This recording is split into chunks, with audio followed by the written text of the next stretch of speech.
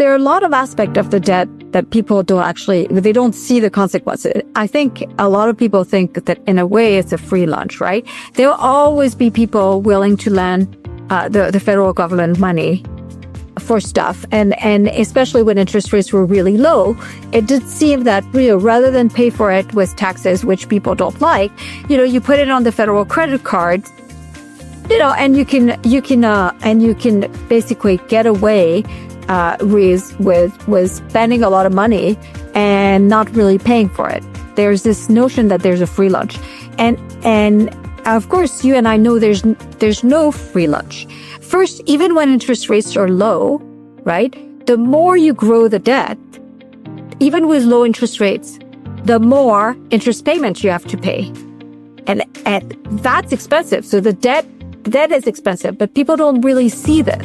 Welcome to the Going Big podcast. I'm your host, Kevin Gentry, and this is the place where we celebrate bold moves and big ideas.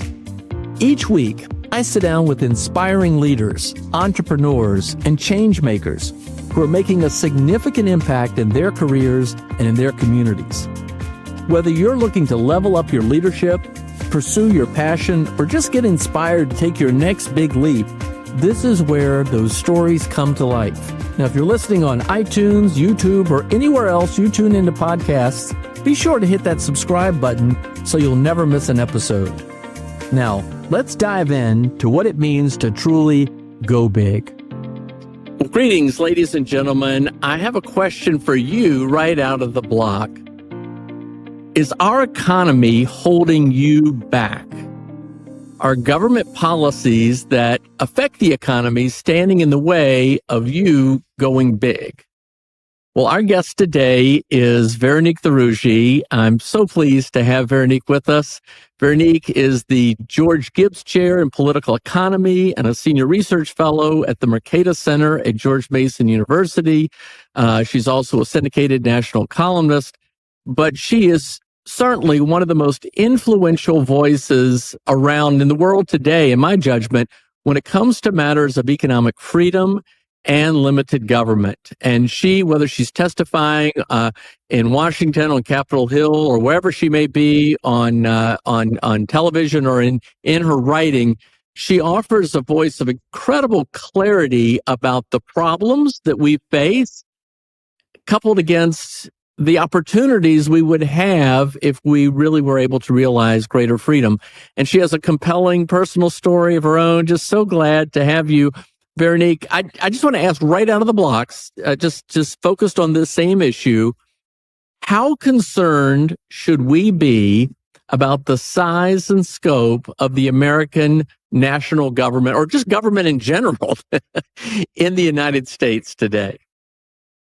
Well, thanks for having me. And you're starting with a small, teeny question. Exactly. Right there. Listen, it's all a matter of preference, right? But in my opinion, and I think in the opinion of the founders we should be extremely concerned. And it's not just a question of the size of government. And then there are questions about how you measure the size of government.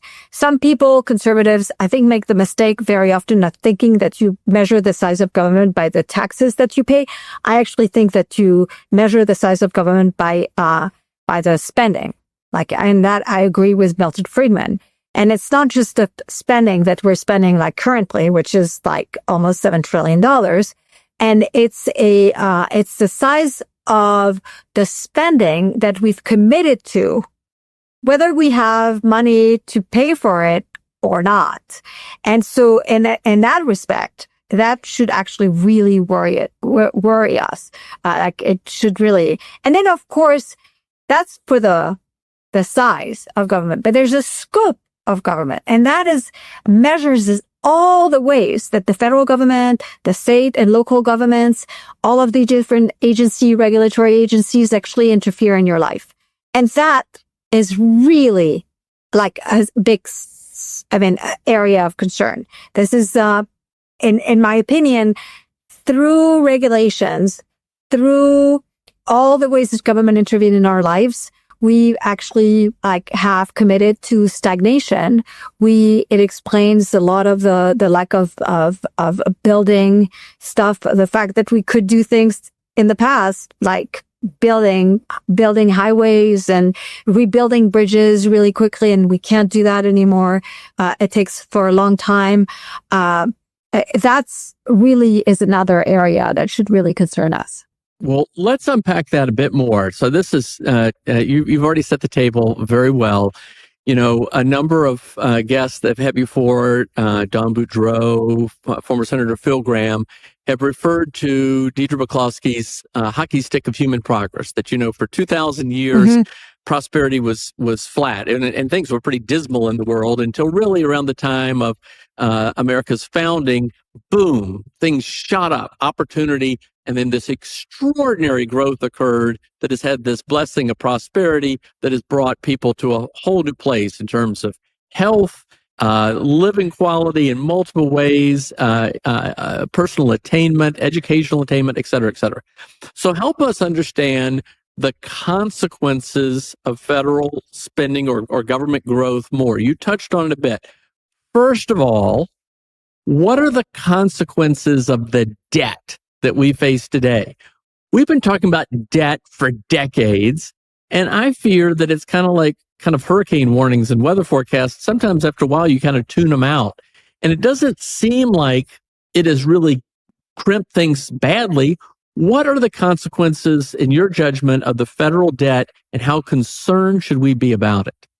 Well, we should be really concerned about it. And we should be all the more concerned about it that we're about to make it even worse with this one, big, beautiful bill, even though there are provisions that I think are extremely important for growth in this, but because it's canceled by other provisions that are way worse and that are and there are so many more bad provisions compared to good provisions. So first, let me set the stage for the fact that actually in the first place, government spending in and of itself is always very distortive, no matter what form it takes. And there are forms that are more distortive than others. But in large part, it's not just because it's paid for with debt or with taxes. It's like very often the act of the government intervening in a particular market for a particular thing in and of itself gets in the way of growth and innovation, which is really what drove one of the things that Deirdre showed is like the hockey stick was the product of change of behavior and perception about innovation, right? And it drove that tremendous economic growth that we've seen. But government intervening and spending money creates all sorts of distortions. Government transfer, even for things that we may support, like welfare payments and things like this, tend to create disincentive to work, tends to break down families, tends to have all sorts of behavior. Government spending in areas like subsidies, right? They tend to actually create distortion by shifting capital away from unsubsidized product towards subsidized product, independently of the merits of these programs. And I could go on and on and on. So government spending is a problem. And then when it's paid for by... just to put a fine point on that. So you're essentially saying, number one, government spending distorts the normal marketplace by reallocating resources in a way that the market wouldn't want to do. Yes. And it crowds out some of those resources and keeps them from more productive uses. Then also, as you pointed out earlier, you have the regulatory burden. The function of government creates all these regulations, duplicative regulations, all this red tape, and it stymies activity because you have things are standing in the way of you doing stuff. And then on top of that, there's the burden of the debt. Yes. So government spending can be paid in two ways, actually three ways. And eventually inflation could actually be a way to end up taking care of the debt. But taxes are distortive too, right? So you have the spending itself that has distorted effect, and the way we pay for them with taxes also has distortive effect, creating, depending on the taxes, disincentive to work. Again, disincentive, some of the taxes are designed precisely to prevent people from doing certain things or to try to actually shift capital in one direction or another. But the other big one is debt. Right. And so people tend to think, a lot of conservative thinks, if as long as taxes are low, everything is fine. But it's not true. Actually, we have we know a lot of things about the fact that debt in and of itself, up to a certain point, basically will slow down the economy. Right. In addition to actually crowding out some of the private investments, because there's a competition in the capital market, right? And some of the private, some of the investors who are looking for capital, may decide that banks may decide to lend to more government, debt funded programs than others. So there's a competition, and private investment can end up being crowded out by public debt. For instance, if investors decide that it's better to buy debt rather than actually invest in the economy, right? That creates distortion too.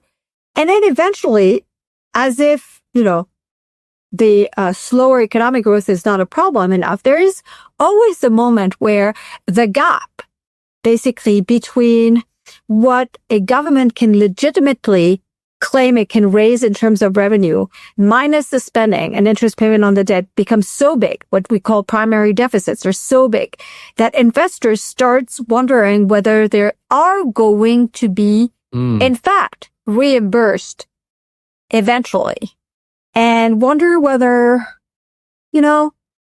there's a possibility that they're going to be reimbursed with money that's been inflated, basically.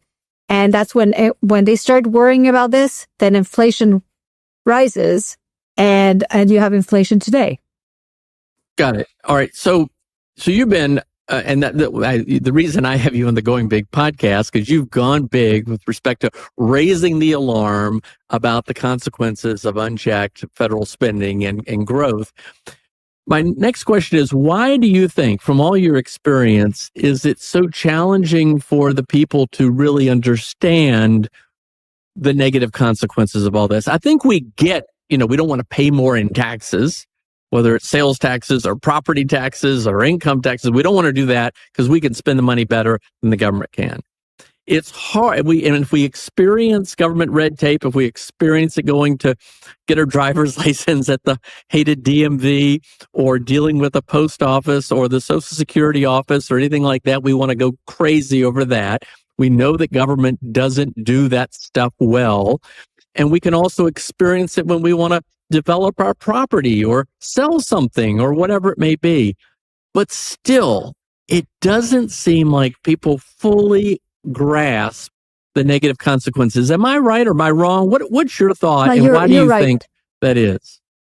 So you're right, and because there are a lot of aspects of the debt that people they don't see the consequences. I think a lot of people think that in a way it's a free lunch, right? There will always be people willing to lend the federal government money for stuff. And especially when interest rates were really low, it did seem that, rather than pay for it with taxes, which people don't like, you put it on the federal credit card, and you can basically get away, with spending a lot of money and not really paying for it. There's this notion that there's a free lunch. And of course, you and I know there's no free lunch. First, even when interest rates are low, right? The more you grow the debt, even with low interest rates, the more interest payments you have to pay. And that's expensive. So the debt is expensive, but people don't really see this.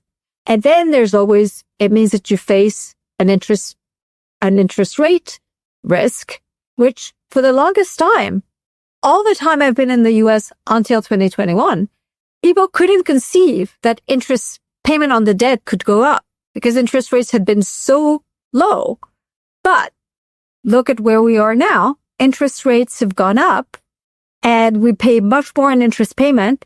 And unfortunately, on a very big debt, a small amount of interest payment, a small increase in interest rates can create a big blossoming of interest payments.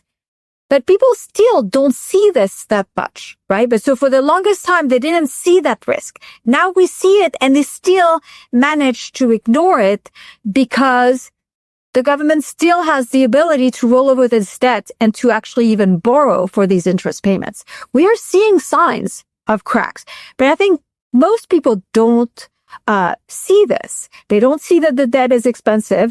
They certainly don't see the impact of the debt slowing down growth. And the thing that they certainly do not see and don't understand, which is one of the things I keep repeating now all the time, is that if you want to cut taxes while raising spending, hence borrowing money, what you're doing is you're committing to higher future taxes. And people don't see that cost of the debt. No, it's amazing. Thank you. And, I use it as an example, particularly recently. The American military, our defense systems are the strongest in the world by far. And we've seen the results of that even recently. And we spend a lot of money on that. But we're actually spending more money servicing the debt than we are on our national defense. Imagine if we as individuals were spending that great of a percentage of our normal spending on interest payments to credit cards and mortgage and everything else, just on interest. It's crazy. And of course, as you say, it's just kicking the can down the street.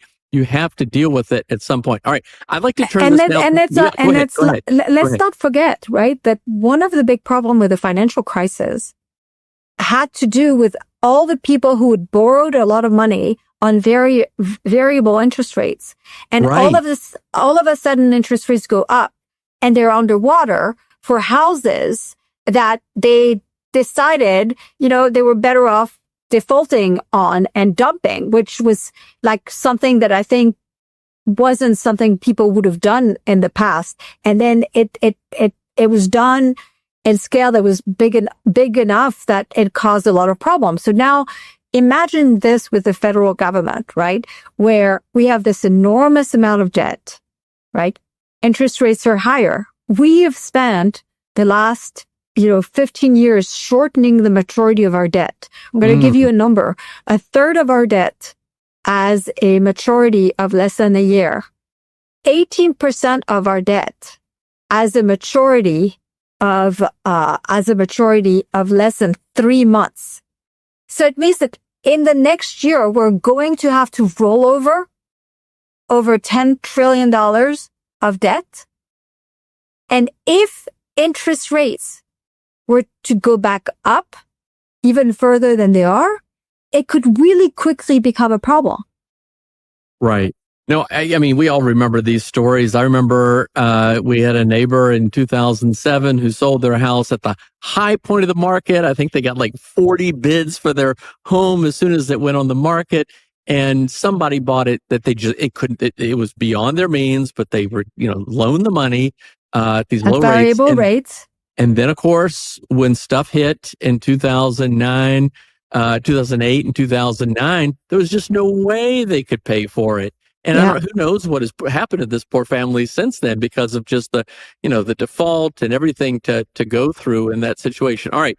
Well, we could talk economics all day, and I want to come back to some of these points, but let me take it more to a little bit more personal route for you. First, my question is, Veronique, when did you first learn that these ideas about policy really could have such a relevance to the real world? What kind of caught your attention? Because you've clearly devoted your life to talking about policy, educating people about it, informing them, and raising concern where you see it. So obviously it was gradual. That I was raised in France and I didn't care about politics. I didn't really care that much about policy. All I had cared about was I could tell, like in most conversations, I didn't agree with any sides. I was kind of like, this doesn't seem right to me. So you're naturally contrarian? Is that what you're saying? No, I'm not naturally contrarian. I mean, I'm a libertarian in a world where most people in France was either a socialist or kind of a weak version of right wing, which is still left in France, right? But I kind of like, I was like, I just don't agree with these guys. And then when I was in college, in my third year of college, it was by pure luck, I stumbled into a microeconomics class with this professor who's a libertarian and started actually making a lot of sense. And he was talking about economics in a way and applying it to the real world. And I thought, until now, that was my third year. Until now, I had done economics, but in France, it's mostly taught, unfortunately, I think as the same way it's taught in a lot of places, with just lots of math, where you don't see the connection to the real world. Right. And so with this professor, it really kind of like blew my mind. It just kind of opened my mind about the fact that economics is the tool to understand the world.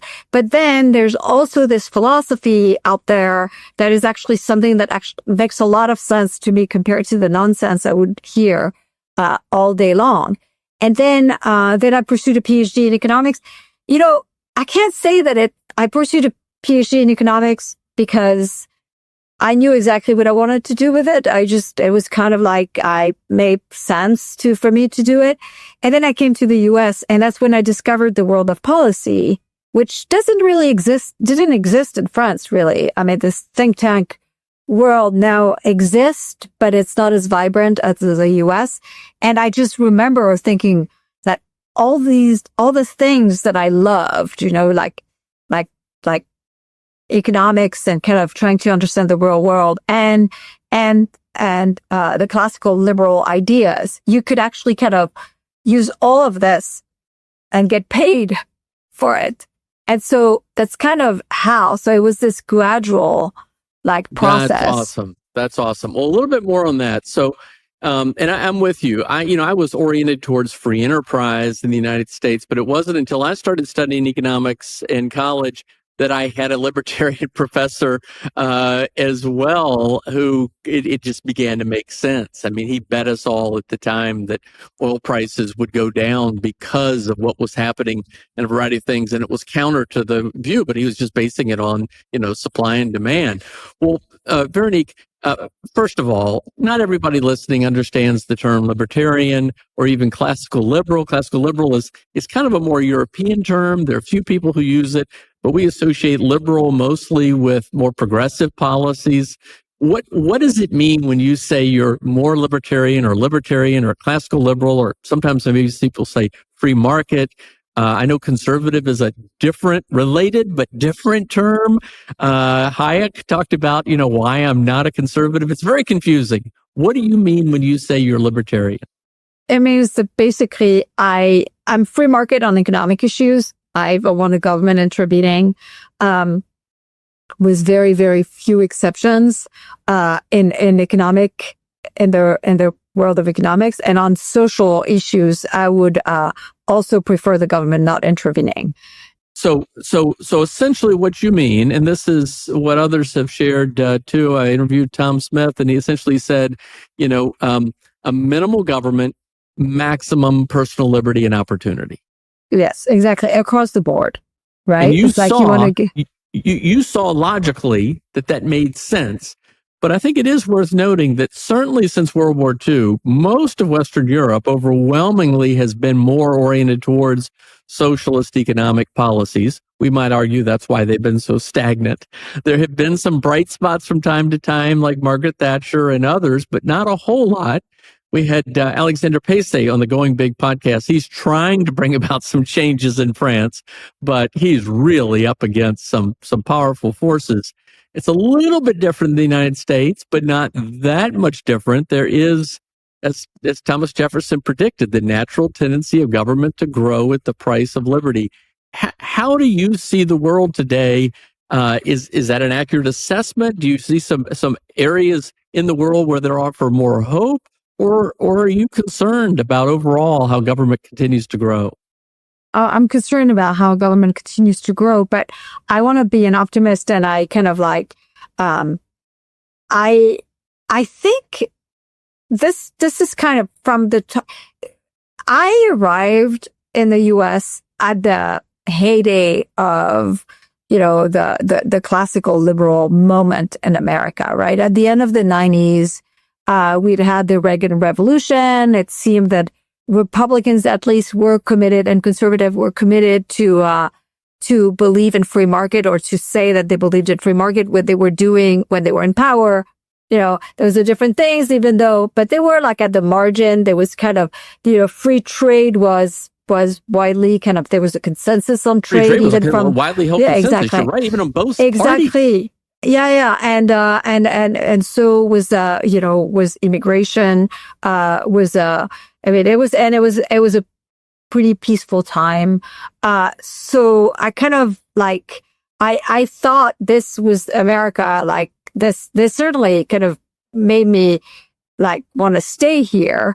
But I also kind of, and I think that compared to that time, things have deteriorated for sure. I mean, the Republicans and the Democrats are more alike on a lot of things, especially on economic issues. They both spend a lot of money. Yeah, exactly. They spend a lot of money. They're even a lot of Republicans now who are kind of they're for higher corporate income tax. Some of them are even for higher marginal income tax rate on rich people. You have very little talk of small government is a thing of the past. There's very also little talk of, and this is what I think is a real problem when we talk about taxes, very little talk about actually tax reform. Not just lower taxes, just tax reform. What is the right tax base? How it should be structured to raise the revenue you needed, which required actually to cut spending too, but to have the tax system the least distortive possible. So, and none of this we have. And then, of course, there resurgence of populism and protectionism in the U.S. is really quite shocking. Well, let's talk a little bit more about that. Let's talk a little bit more about that. But first, you were born and raised in France. You were educated in France. Yeah. You came to the United States. You're now an American citizen. Why did you decide to come here? Because France was everything I disliked. I mean, it was just a big statist country with big government and really no intellectual movement at the time that actually represented the ideas that I believed in. Meanwhile, when I was visiting the U.S., right, there were think tanks. There were actually free market. There were some that were even libertarians. And I was just like, this is where I need to be. I want to be here. This is there are people that are just like me, right? And what was also interesting, and that it maybe is specific to Washington is that there was an actually intellectual discussion about ideas. It was a world. I mean, there's just a lot of people who are in the ideas business, and people take ideas seriously, and there's just these conversations that are taking place. And I just really wanted to be here. And as I said, I happened to come at a time where things were really great. I wish I had realized how great it was, because, our kind tend to kind of complain about how it's not perfect, right? Like right now, wouldn't I want to, oh boy, how much would I want to go back to a world where basically free trade is the consensus? I would love to do this, right? But instead, there was some complaining about the fact that there were still trade barriers, which I think is a good thing to complain about. But man, in retrospect, these were the good days. Well, let's talk a little bit more about that too. I recently interviewed Jim Pearson, as you may know, and from his perch at the John M. Olin Foundation from roughly 1985 to 2005, and then in other roles, the Simon Foundation, now the Thomas W. Smith Foundation, he's really invested in people and the ideas. And we really saw the consequences of very generous philanthropists who shared that vision, who shared the principles of the founders of the country in opportunity, in individual liberty and rights, and saw this opportunity to achieve so much more by investing in these ideas. And you've chosen in your way to invest in these ideas. And I want to dig into that a bit more. But you mentioned trade and the consensus around free trade. Very concerning. There's a lot of discussion. I think the media doesn't really fully understand what's going on. Some people are saying, well, we have to punish the other countries that are not, that are either prospering too much. Somehow that's envisioned at the expense of us, or that they are playing games, what have you. You have some pretty strong views about free exchange. And I interviewed your colleague, Don Boudreau, just a few weeks ago. What should we be doing? How should people who are watching the political discourse today around trade, how can you help them understand it better? What are we getting wrong, and what should we understand differently? It's a really good question. And so trade, I only started working on trade issues because of Don Boudreau, but also because of President Trump in 2016. Right? Until then, I wasn't doing any trade policy. And it was kind of interesting learning in the last 8 years or whatever, 9 years about trade, and realizing all of the stuff that are kind of counterintuitive. Like a lot of the stuff we believe actually is, not just believe, but a lot of the real world is counterintuitive compared to the superficial belief that people have. So for instance, it is easy to think that if you put a tariff on goods coming from abroad, foreigners are the one paying the tariff, right? And that somehow what you're doing is protecting your producers, right? But of course, this is completely ignoring the fact that actually it's a tax, like tariffs are a tax on American consumers, that a lot of this,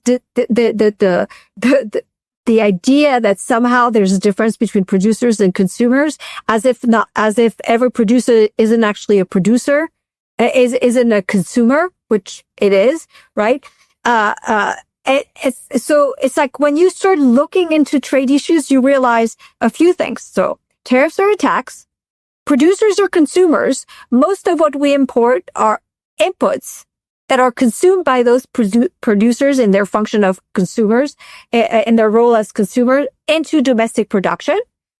Imports are linked to one another, in part because these inputs that we buy abroad, we put in production, some of it which is exported, but also those dollars that we send abroad by buying stuff, right, always come back to us, in part to buy our exports, but also to invest in the country and to buy our government debt.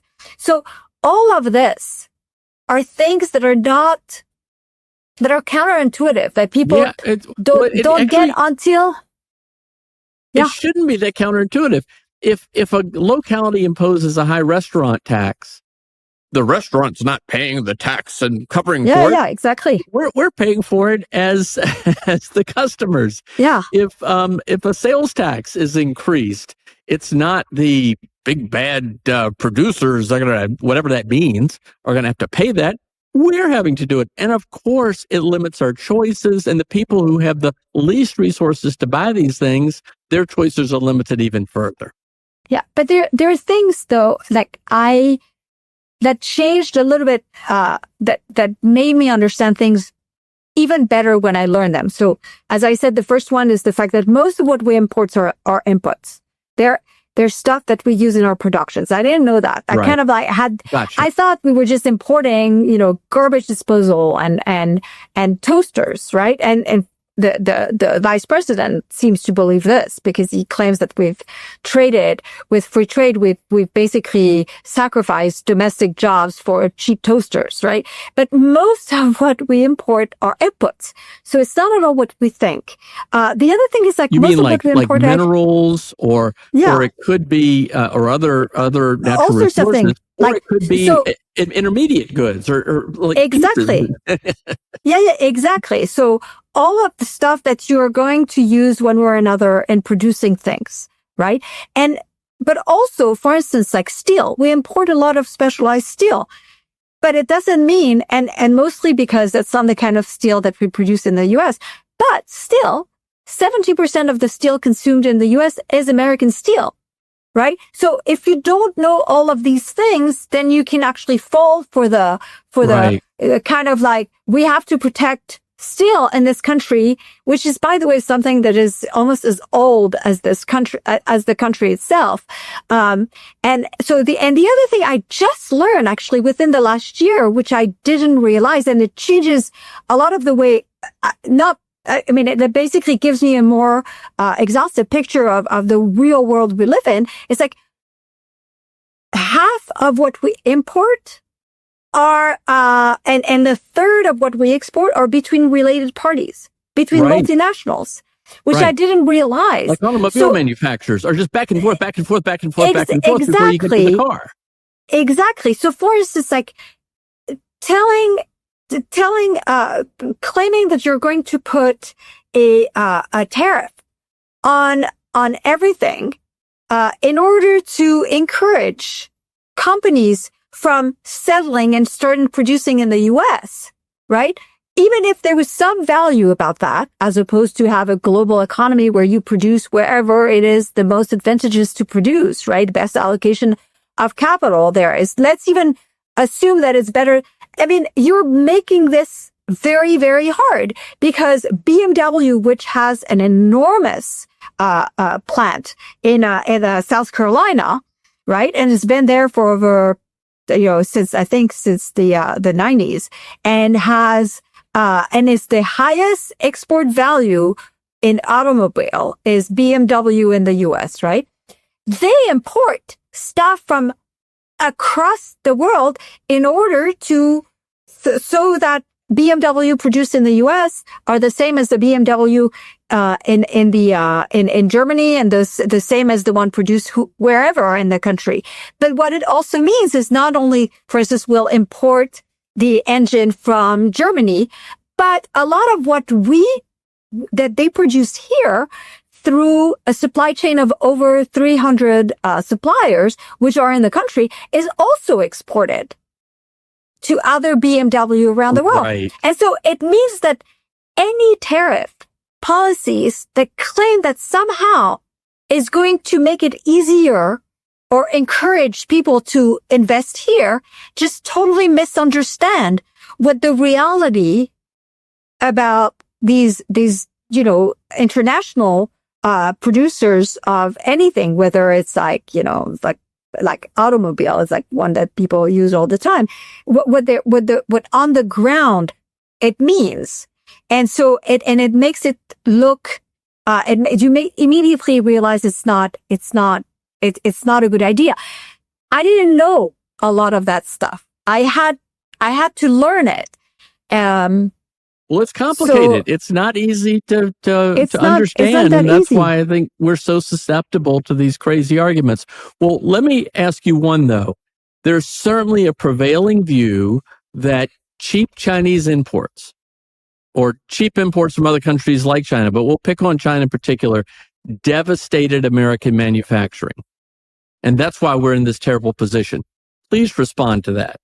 So there are several things. It's like the employment side of things, right? It's like manufacturing is now a very small in terms of employment, is probably 8% of our GDP, I think. We were told that this is because we let China into the WTO, and well, that it's not true. Actually, the reduction of employment, of manufacturing employment in the U.S. started after the Second World War, and it's actually kind of in nominal terms, it actually peaked in the 70s and it went down. And a lot of it gains from productivity, right? You just don't need as many people to do these things. So two-third of the job reduction that we've seen in manufacturing employments is actually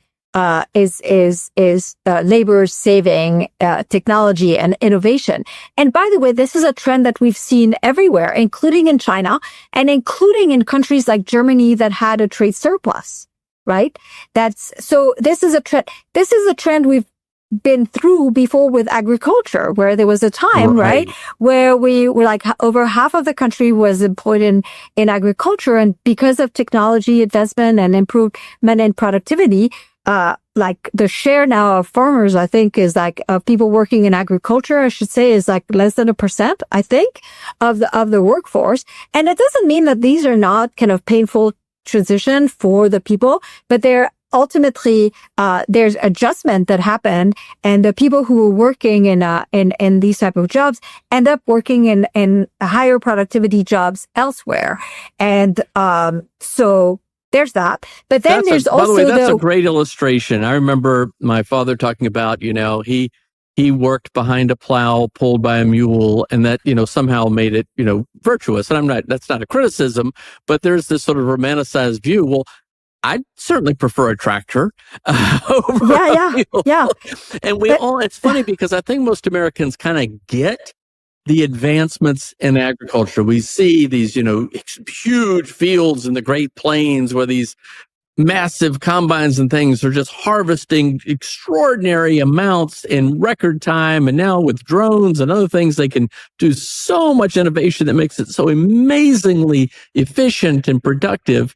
And yet we also still have this strange romanticized view that a manufacturing plant should have thousands and thousands of people punching widgets into things when it's not practical any more than any other advances in technology would do. And what's interesting is like, if you go to a steel mill now, it's clean, it's all automated. It's not dangerous like it used to be. It used to be dangerous, dirty, and then we used to be low paid. Manufacturing jobs are actually fairly well paid. I think the average, there's, if you look at NAM, there's like, they have fact sheets, and I was surprised. It was like somewhere between $80,000 and $100,000 for the average wages. And it's like enormous, right? But that's on the employment side. But there's also the other talking point that we don't produce anything in the US anymore. And that is just simply not true. You just look at the data and it is simply not true. What we do is that first, we're a service economy, right? So trade is 20% of our economy, and manufacturing, I think, for employment is about 8%. I think as a share of the GDP, it's 10%, I think. But what we produce is high value stuff. And so, for instance, like for all the complaints about the iPhone, if you remember, like the complaint about like iPhones should be produced in the US, like all the stuff that is produced in China is actually really low value stuff. It doesn't mean it's important, but it's, first off, I mean, it's kind of cliche, but that Americans don't want to do because it's low productivity type of jobs that wouldn't be well paid. And because we don't pay anyone that little, we can't do it in the US. Honestly. But also it's very small. When you break down the value of an iPhone, let's say $1,000 iPhone, I think the part I've seen from the money, the share of the value produced in China is roughly $60. When the value produced in the US, the design, some of the chip design, the marketing and all of this stuff is somewhere between $400 and $600. Right? And so and just look at the value of how much we produce in the US, and it's at an all-time high. And so it's just that we don't produce this. We don't have the romanticized jobs that people have in mind. Now, it doesn't mean that the accession of China to the WTO wasn't like a shock in some sectors, right? But they're also the ones that ended up adjusting and in the end producing even more jobs, right? And to the extent that they were producing more jobs in the United States even. Yeah, in the United States, yes.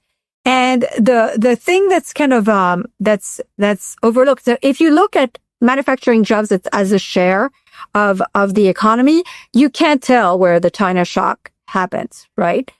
But it is true that there are areas of the U.S. that have been where the adjustments haven't happened in the way that usually happens, where in a place where unemployment goes up then it goes back down, either because people change jobs or move places and change professions.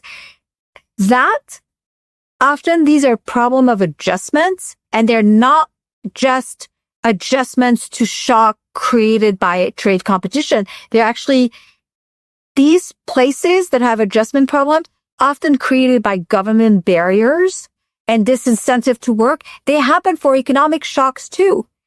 We saw them after the Great Recession. We saw the same phenomenon happen.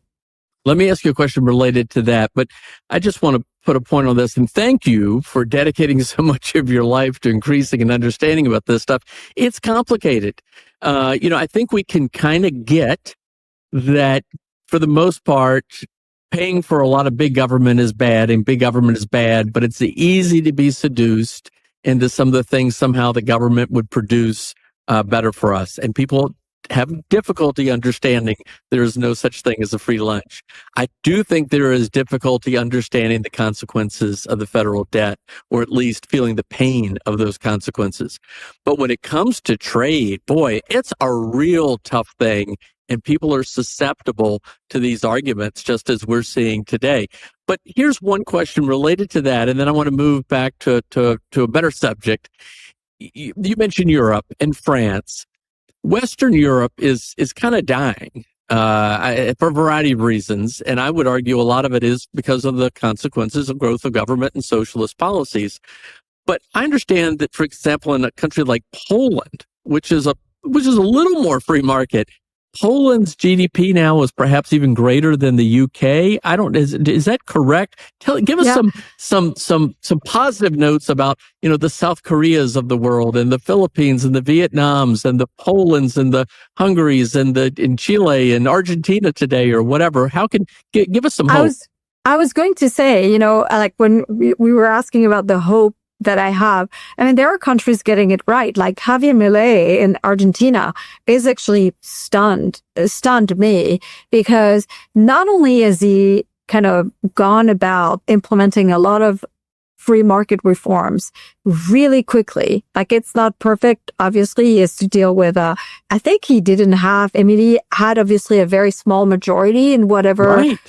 It was very hard, right? But the thing that has been astonishing to watch from a distance is that while poverty on paper went up, originally it's gone down dramatically. It's like all the things that you and I know, all the things that we know on what happened when you actually free and let people free to innovate, and you remove government rules, and you remove government subsidies, and you remove tariffs. He removed a lot of tariffs.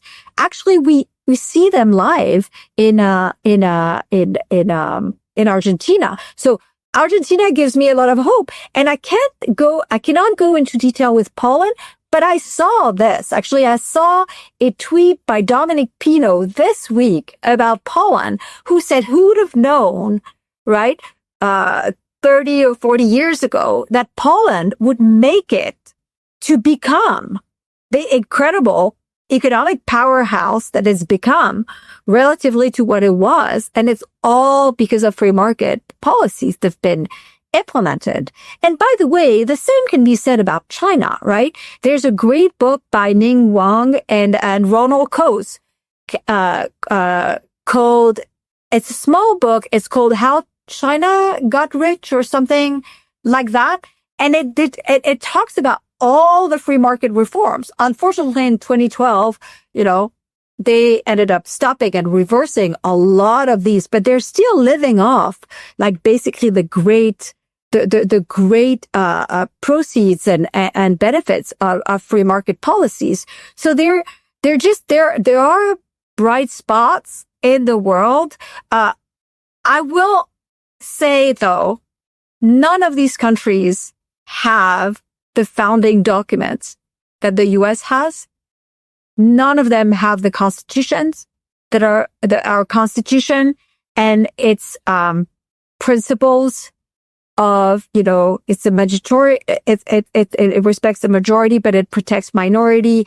It actually, in order to be able to get things through, you have to expand your majority. There's just a lot of beautiful things.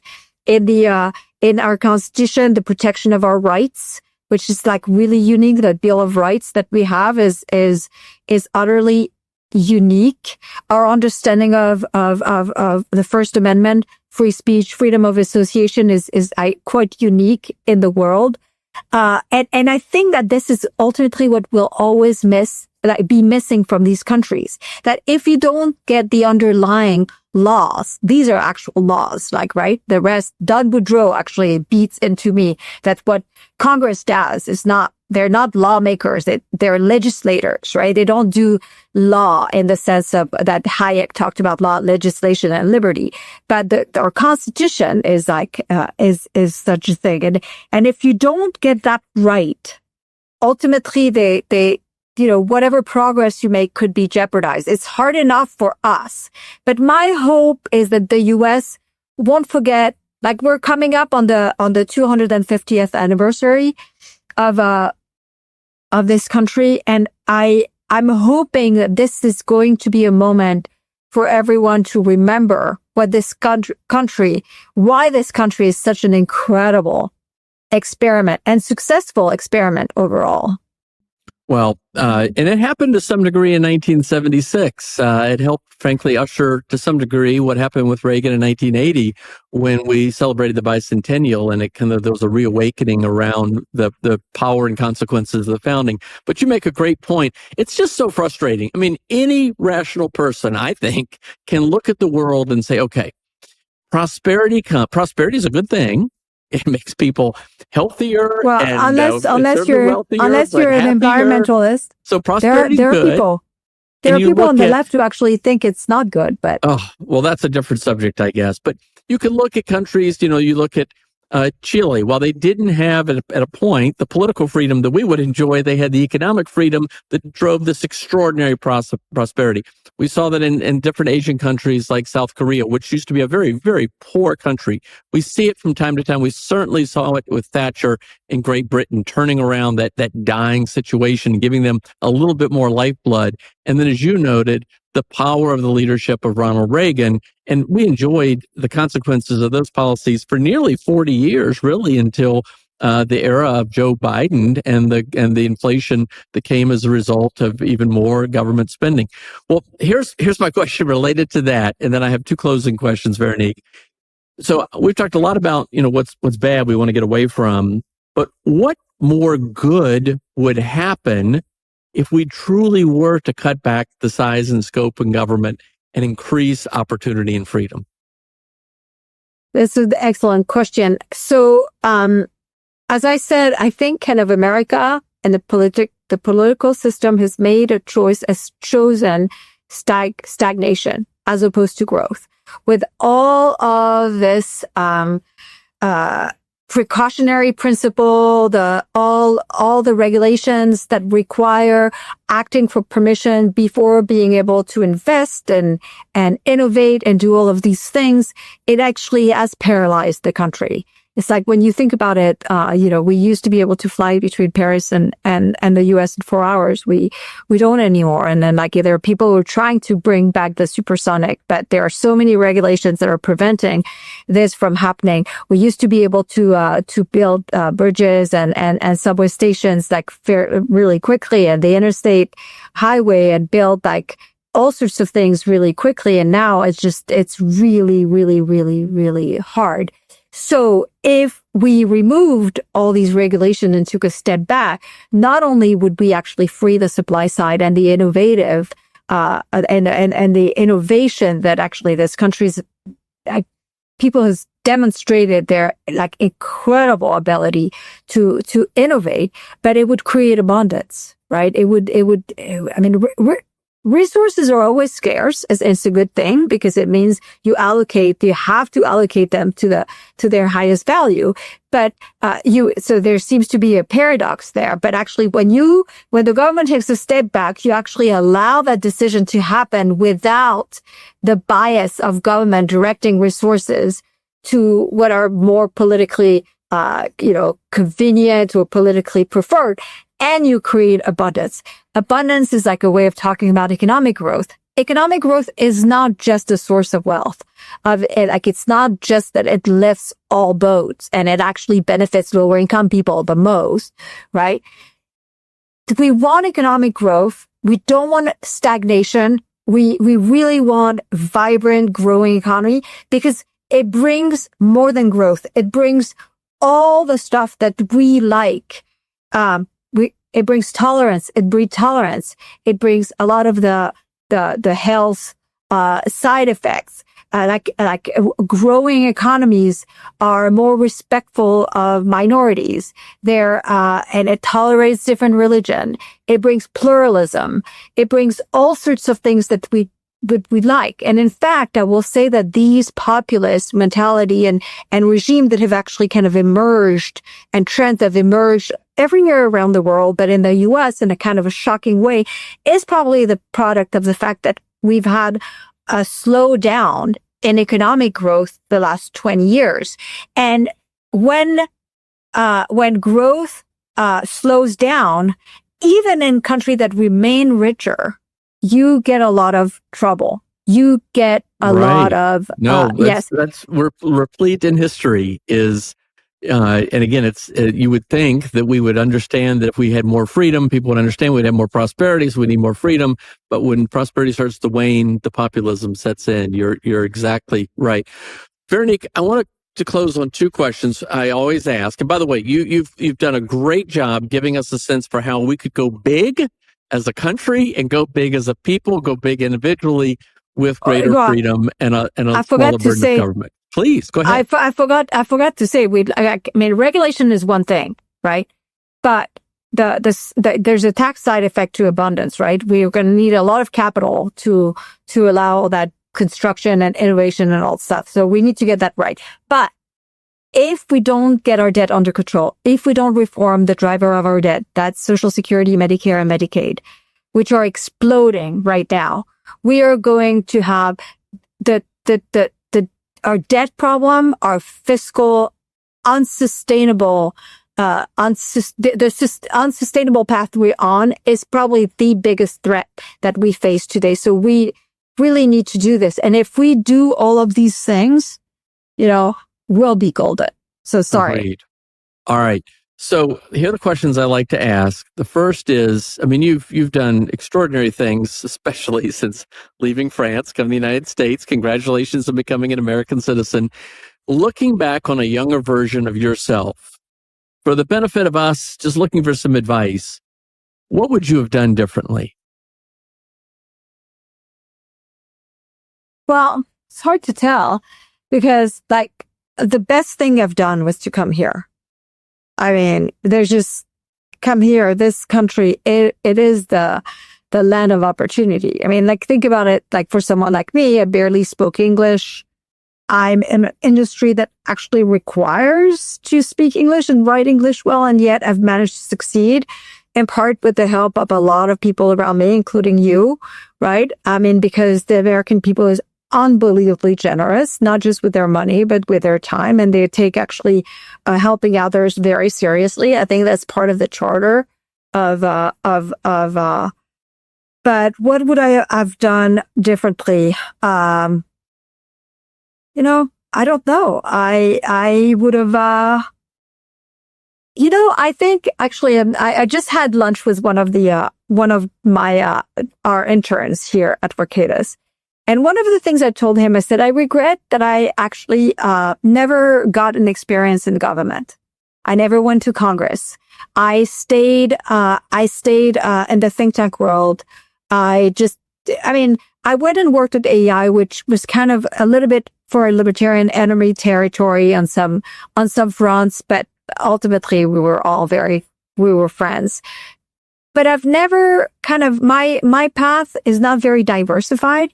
And I actually think for young people, it is it's a good thing to try out different things, if only to figure out what you want, but also because our modern brains have an ability to kind of leverage knowledge across a lot of things. And when you've tried a lot of things, sometimes you can utilize knowledge you've acquired in a particular industry and apply it to an industry in a completely different industry and actually produce like very good results, very good, like be innovative. In fact, I think a lot of the innovators are people who've basically tried a lot of things and are able, like chefs who are able to kind of mix together things that are like no one would have thought of putting together. So I think that would be my advice for young people. It'd be like, I wished I had tried jobs in government. I wish I had tried working for the private sector, because in a way, it means that, for instance, if things go badly, I could have actually not failed. Well, I can't go to the private sector now. I would have had an experience. So I think it's not a bad idea to try different things. Awesome. All right. The closing question, Veronique, is to leave us with some words of inspiration to think about going big, that we could challenge ourselves, how we can each think about doing more and better in our own lives, living a life of purpose and meaning. You've done extraordinary work. You've raised 2 wonderful daughters. One recently graduated, I think, from the University of Virginia. Another is a rising third year at the University of Virginia. Yeah. What do you share with people today to say, keep encouraging us to think about going big? Have children. I mean, seriously, this is the most humbling and best thing I've ever done in my whole life. Like, I mean, are we talking young people or are we talking everyone? Anyone who's listening. We have people listening from around the world 24/7. Young people have children. Just have children. First, you can't know how awesome it is to have children until you have children. Like, there's an aspect of how great it is that you only find out on the job. Like, literally, it's just like, and then basically, do with them all the stuff you want to do. Don't bother with all the kind of, I have to kind of make them do math from the time they're 2. No, just like do fun stuff with your kids, have fun with them. They'll be fine, right? You've given them already everything the most important thing, which is your genes. So, have children, have fun with them, but for everyone else, just like never give up. It's never, like, there are moments like it feels like if you truly believe in the American project, if you truly believe in free market, if you truly believe in the power of free market to basically empower really literally everyone and actually produce more wealth than anyone could have actually conceived of, and innovation that will make all of our lives better, it can feel a little kind of dark right now, because you have so many people talking about how the US is terrible and how we'd be so much better off if we were back in the 1950s and, and all like, screwing iPhones and stuff like this. And so it's kind of like sometimes you want to give up, but just don't give up. Don't give up. And kind of, because I really believe that like everything else, like 80% of the negative stuff that is said about the US is said by like 20%. And there's actually many more of us that actually love this country, and it's worth defending. So just never give up. Well, Veronique de Rugy, it's always great to be with you. Thank you for all that you do. Your syndicated columns, we can check you out in so many different ways. The Mercatus Center at George Mason University. Just thank you. And thank you for offering these words of encouragement today for us all to be challenging ourselves to keep going big. Thank you for having me. Thanks for tuning in to the Going Big podcast. I hope today's conversation left you feeling energized and ready to tackle your biggest goals. Don't forget to subscribe and leave us a review on iTunes, YouTube, or wherever you listen to podcasts. It really helps spread the word, and it gets these inspiring stories out to more people. You can also find more content, resources, and updates at our website, goingbigpodcast.com. Remember, the only limits are the ones you don't challenge, the limits that you impose on yourself. Keep pushing, keep growing, and above all, keep going big. See you next time on the Going Big podcast.